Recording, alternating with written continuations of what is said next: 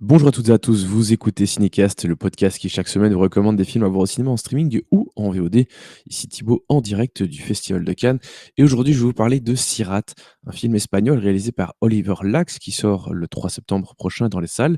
Film présenté en compétition, dans lequel on retrouve Sergi Lopez, Bruno Núñez et Jade Oukid notamment. De quoi parle Sirat? Il s'agit d'un père et son fils qui parviennent à une rave party, perdue au cœur des montagnes, du sud du Maroc. Et en fait, il cherche Mar, qui est, la fille du personnage de Sergi Lopez et la sœur, du fils, qui est disparue depuis plusieurs mois, heu, lors de ce d'une de ces rave parties. Hem et ils vont être plongés dans la musique, et il va y avoir une grande liberté qui est complètement étrangère à ces personnages. Hem Ils cherchent leur fille, distribuent de la photo un peu partout, mais ils ont de moins en moins d'espoir au fur et à mesure que le film avance.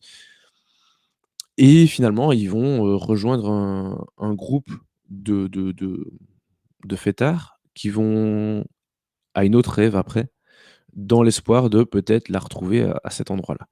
On est dans un contexte un peu particulier parce qu'au moment où le film se déroule, il y a les prémices d'une guerre qui arrive, une potentielle troisième guerre mondiale. Et et donc tous les gens sont chassés. L'armée va arriver pour essayer d'arriver, enfin pour arrêter la rave, ce qui va créer de la panique et cetera. Et en vrai, on ne sait pas grand chose d'autre du contexte de cette potentielle guerre qui arrive, mais elle est là, elle plane au-dessus des têtes des personnages un peu tout le temps. Hem, Sirat, on peut le dire. Bon, on est en fin de première fin de 1re semaine du festival là.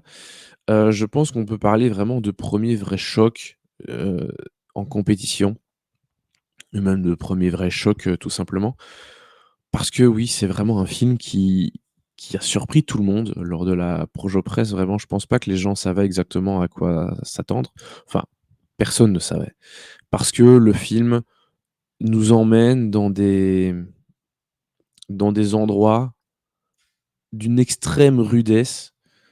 Hem Vraiment, c'est difficile à voir et ça crée vraiment un bouleversement, heu, auprès des spectateurs. Alors, le film, c'est un f enfin, Sirat, c'est vraiment un film qui est compliqué à expliquer et je vais pas trop en dire parce que de toute façon, voilà, il faut que ça enfin, c'est vraiment un film à se découvrir sans rien savoir. Mais, mais même c'est un film dont il est difficile de parler. Parce que je pense que c'est plus une expérience qu'un film dont il faut vraiment chercher des explications, sur ce qui se passe. Je vous ai déjà parlé de ce contexte géopolitique, de guerre, dont on sait assez peu de choses au final. Hem, mais même au-delà de ça, il y a tout ce qui concerne les personnages. Donc je l'ai dit, on a le père et le fils et puis on a ce groupe de 5-6 fêtards avec qui ils vont passer, de longs moments ensemble, hein, et où ils vont essayer de enfin, ils vont aller à l'autre rave après. Mais on sait pas grand-chose d'eux. On sait peu de choses, heu, des motivations et des histoires de chacun. Oui, le père et le fils cherchent la fille et la sœur, voilà. Oui, les autres fêtards veulent aller à cette autre, rave. Voilà. Bon, ça, c'est assez simple. Mais après, il y a des choses qui vont être, vécues, heu et il faut pas, je pense, pas vraiment chercher d'explication à ou d'interprétation. C'est-à-dire que je crois que le film est là pour choquer et il le réussit vachement bien.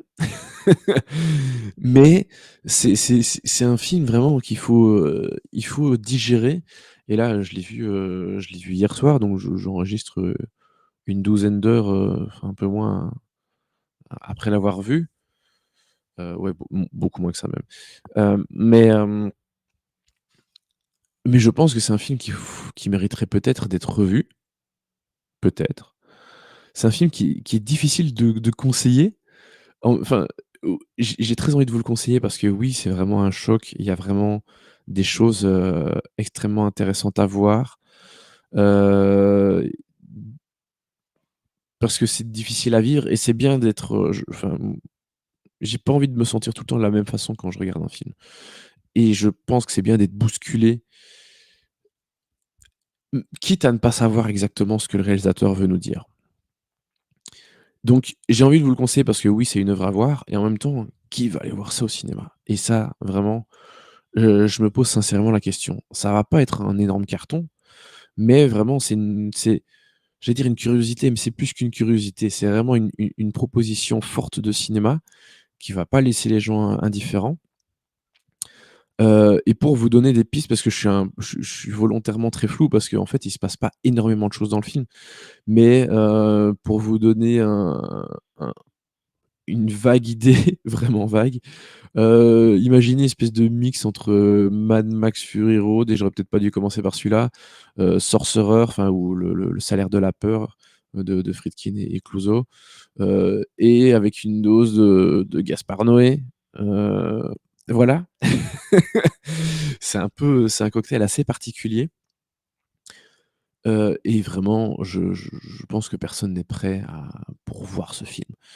Le Je voulais dire un mot du casting parce qu'ils sont tous fantastiques et la plupart portent leur vrai nom à part Sergi Lopez qui incarne Luis, qui est donc le père qui cherche sa fille.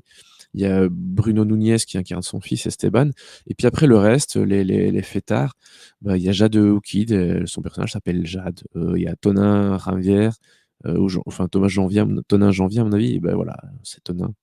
Heu, Stéphania Cada, elle joue Steph dans le film, et Joshua Liam Anderson, qui joue Biggie et puis, voilà, il y en a d'autres, mais c'est vraiment des gens qui, à mon avis, ne viennent pas du cinéma. J'ai même pas été vérifié, hein, mais je pense qu'à mon avis, ça doit être leur première, oui, bah, oui, voilà. C'est la première expérience de chacun pour la plupart. Hem et et vraiment, je trouve que pour des gens qui sont pas comédiens de base, ils font vraiment des très, très belles prestations. Il y a quelque chose, en même temps, je pense qu'ils sont assez proches des personnages qu'ils incarnent. Enfin, en tout cas, j'ai eu ce feeling et s'ils sont pas proches, alors, vraiment, c'est des comédiens absolument, exceptionnels. Mais voilà, je pense qu'ils sont assez proches des personnages, hem, qu'ils incarnent et donc forcément ça aide et bah, oui, Sergi Lopez et Bruno Nunez, ils sont vraiment, fantastiques aussi. Ils ont des sacrés trucs à jouer. Loin d'être facile donc ouais, c'est le cas de tout le monde, hein, ils ont tous des choses, loin d'être faciles à jouer. Mais voilà, vraiment ça m'a fait plaisir de revoir Sergi Lopez dans un rôle principal, ça faisait un moment, heu et c'est assez curieux que ce soit dans un film comme celui-là, mais en tout cas, Oliver Lax, c'est le premier film que je vois, hein, je pense que c'est, son 3 4e quelque chose comme ça. C'est le premier que je vois. Je connaissais pas du tout son cinéma, mais en tout cas clairement, ce choc qu'est Sirat me donne envie de découvrir le reste de sa filmographie, ça c'est clair et je sais pas si c'est un film qu'on peut aimer, détester. Il y a personne qui est parti quasiment pendant la séance et en même temps, c'est difficile de dire: «J'aime profondément ce film», mais voilà, c'est une expérience dans l'absolu, je l'ai trouvé, bon, j'ai passé un tout est relatif, un bon moment. En tout cas, c'était un moment intéressant, un moment poignant, un moment fort et voilà, c'est ça qu'on recherche aussi au cinéma. Heu, donc oui, Sirat est un un grand film, je pense et c'est pour ça que oui, je lui ai donné 4 étoiles. Après voilà, c'est pas un film dans lequel on va éprouver, du plaisir. C'est vraiment une expérience sensorielle aussi et mais voilà, en tout cas, je pense que c'est une œuvre à voir. Hem, donc si vous avez l'occasion, n'hésitez pas à aller le voir lors de sa sortie le 3 septembre prochain. Sur ce, merci beaucoup à toutes et à tous, pour vos nombreuses écoutes et commentaires. N'hésitez pas à nous écouter sur les plateformes de podcast de votre choix, Apple, Spotify, Deezer, et cetera, on est partout et à nous suivre sur les réseaux sociaux avec le handle @cinécastBE et je vous dis à très, très bientôt pour des nouvelles critiques en direct du Festival de Cannes. Ciao, ciao.